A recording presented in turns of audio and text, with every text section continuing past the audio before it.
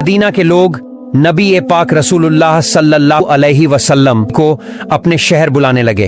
उन्होंने वादा किया, या रसूल अल्लाह, आप मदीना आ जाइए, हम आपको और सभी मुसलमानों को पूरी हिफाजत देंगे और इस्लाम को कबूल करेंगे। गुप्त तौर पर मदीना के लोगों से यह बैत वादा पूरा हुआ। फिर नबीजी रसूलुल्लाह सल्लल्लाहु अलैहि वसल्लम सहाबा को हुक्म दिया, तुम लोग चुपचाप दो दो करके मदीना की तरफ निकल जाओ ताकि कुरैश को पता न चले। लेकिन इसके बावजूद बहुत से सहाबा छुप छुपाकर हिजरत कर गए।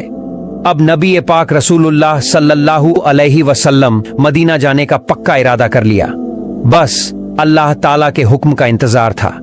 एक दिन दोपहर को अचानक नबीजी रसूलुल्लाह सल्लल्लाहु अलैहि वसल्लम अब्बू बकर रज़ी अल्लाहु अन्हु के घर आ पहुंचे।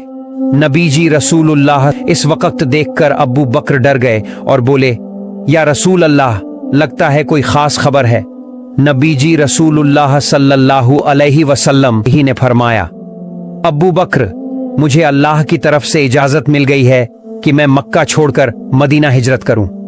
यह सुनकर अब्बू बकर रज़ी अल्लाहु अन्हु उत्सुक होकर बोले, या रसूल अल्लाह, क्या मुझे आपका सफर का साथी बनने का मौका मिलेगा? नबी जी रसूलुल्लाह मुस्कुराकर जवाब दिया, हाँ अब्बू बकर, इस सफर में तुम ही मेरे साथी रहोगे। ये सुनते ही अब्बू बकर रज़ी अल्लाहु अन्हु की आंखों से आंसू बह निकले। खुशी से रोते हुए उन्होंने कहा, अल्हम्दुलिल्लाह, इससे बड़ी नेमत और क्या हो सकती है कि मैं अपने नबी का हमसफर बनूं। या रसूल अल्लाह, मेरे माँ बाप आप पर कुर्बान हों।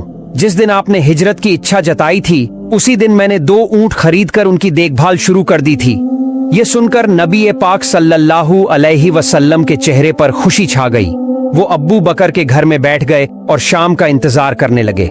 इधर हजरत अब्बू बकर रज़ी अल्लाहु अन्हु सफर की सारी तैयारियां करने लगे। लेकिन दूसरी तरफ गुप्त खबर मिली कि अब्बू झल समेत सारे कुरैश के सरदार इकट्ठा होकर एक भयानक साजिश बना रहे हैं। मोहम्मद सल्लल्लाहु अलैहि वसल्लम को इस दुनिया से मिटा देना है। यह खबर सुनकर नबीजी सल्लल्लाहु अलैहि वसल्लम ने अपने चचेरे भाई अली रज़ी अल्लाहु अन्हु को बुलाया और फरमाया, अली, लोगों की सारी अमानतें ले लो और उन्हें उनके मालिकों को लौटा देना। आज रात तुम मेरे बिस्तर पर सोना। हजरत अली रज़ी अल्लाहु अन्हु ने सब अमानतें ले लीं और नबीजी सल्लल्लाहु अलैहि वसल्लम के घर की तरफ रवाना हो गए। उधर मक्का की रात गहराने लगी।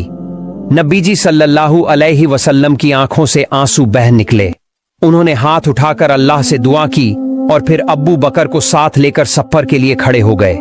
जब नबीजी सल्लल्लाहु अलैहि वसल्लम ऊंट पर सवार होने लगे तो उन्होंने पीछे मुड़कर मुस्कुराते हुए हजरत आयशा रज़ी अल्लाहु अन्हा से कहा, ऐ आयशा, हमारे लिए दुआ करना, हम हिजरत के सफर पर निकल रहे हैं।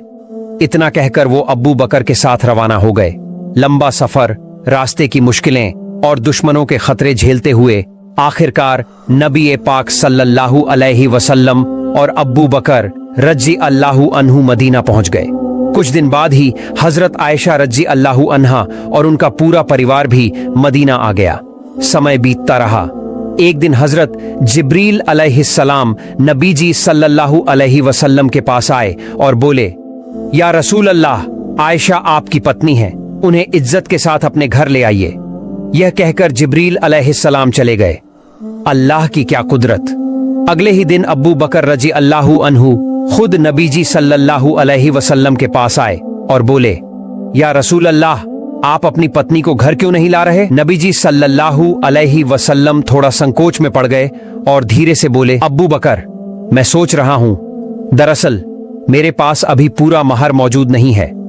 यह सुनकर अब्बू बकर रज़ी अल्लाहु अन्हु ने इजाजत ली और घर की तरफ रवाना हो गए।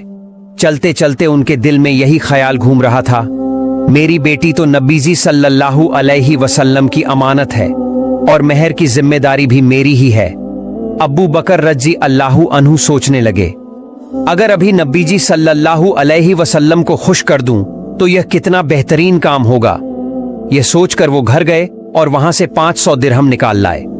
फिर नबी पाक सल्लल्लाहु अलैहि वसल्लम के पास जाकर बोले, या रसूल अल्लाह, ये मेरा तोहफा है। नबी जी सल्लल्लाहु अलैहि वसल्लम ने उनका तोहफा कबूल किया और उसी रकम को हजरत आयशा रज़ी अल्लाहु अन्हा का महर बना दिया। इस तरह उनका महर अदा कर दिया गया। उस वक्त आयशा रजी अल्लाहु अन्हा की उम्र सिर्फ 9 साल थी। अब अल्लाह के हुक्म से नबी जी सल्लल्लाहु अलैहि वसल्लम ने अपनी बीवी आयशा रजी अल्लाहु अन्हा को अपने घर लाने का फैसला किया। छोटा सा प्रोग्राम हुआ, उसमें सहाबा ए इकराम और अब्बू बकर रजी अल्लाहु अन्हु का घराना शामिल था। इसी सिलसिले में आयशा रजी अल्लाहु अन्हा को नबी जी सल्लल्लाहु अलैहि वसल्लम अपने घर ले आए। यहीं से उनका शादीशुदा जीवन शुरू हुआ। किताबों में उस कमरे का जिक्र आता है जहां नबी जी सल्लल्लाहु अलैहि वसल्लम और आयशा रजी अल्लाहु अन्हा रहते थे। वो एक छोटा सा कमरा था, दीवारें मिट्टी की बनी हुई, छत खजूर की पत्तियों और टहनियों की थी। बारिश का पानी अंदर न टपके इसके लिए ऊपर एक तरह का कपड़े का पर्दा डाल दिया गया था। यही था हजरत आयशा रजी अल्लाहु अन्हा का कमरा। हजरत आयशा रजी अल्लाहु अन्हा खुद कहती हैं, हमारी जिंदगी इतनी सादा थी कि घर में दिया जलाने के लिए तेल तक नहीं होता था। कई बार पूरा महीना यूं ही बीत जाता, मगर चिराग जलाने की भी सुविधा नहीं होती। हम तो चांदनी रात में ही रहते और कभी अमावस की घुप अंधियारी में। वो आगे कहती हैं, तेल तो हमारे पास पकाने के लिए भी नहीं होता था, तो दिए के लिए कहां से आता। अगर कभी थोड़ा बहुत जैतून का तेल होता भी तो हम उसे खाना पकाने में इस्तेमाल कर लेते। इसी तरह महीने दर महीने गुजरते। अगर किसी सहाबी से कोई तोहफा आता तो वही हमारा एक वक्त का खाना बन जाता। तोहफा भी क्या, कभी 2-4 खजूर, कभी 1 कटोरा दूध, कभी 2 रोटियां, बस यही। लेकिन मोहब्बत की कमी कभी नहीं हुई। आयशा रजी अल्लाहु अन्हा कहती हैं, भले ही खाना थोड़ा होता लेकिन हम दोनों साथ बैठकर खाते।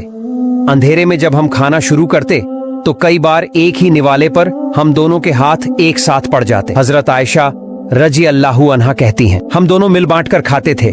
कभी अगर मांस का खाना होता और मैं हड्डी चबा लेती तो नबी पाक सल्लल्लाहु अलैहि वसल्लम उसी हड्डी को उठाकर उसी जगह से चबाते जहां मेरे दांत लगे होते। फिर कहती हैं, अगर मैं किसी प्याले से पानी पीती तो नबी जी सल्लल्लाहु अलैहि वसल्लम उसी प्याले को उसी जगह से अपने होंठ लगाकर पानी पीते जहां से मैंने पिया होता। सुभान अल्लाह। ऐसे ही नबी पाक सल्लल्लाहु अलैहि वसल्लम और आयशा रजी अल्लाहु अन्हा की जिंदगी बेहद मोहब्बत और खुशियों से भरी हुई थी। हाँ, उनका छोटा सा घर था, उसमें न तो कोई कीमती सामान था न ही कोई आलीशान सजावट, लेकिन उस घर में मोहब्बत और सुकून इतना था कि लगता था जैसे जन्नत का कोई टुकड़ा वहीं उतर आया हो। याद रखिए, पैसा, दौलत, शोहरत, ये सब इंसान को असली सुकून नहीं दे सकते।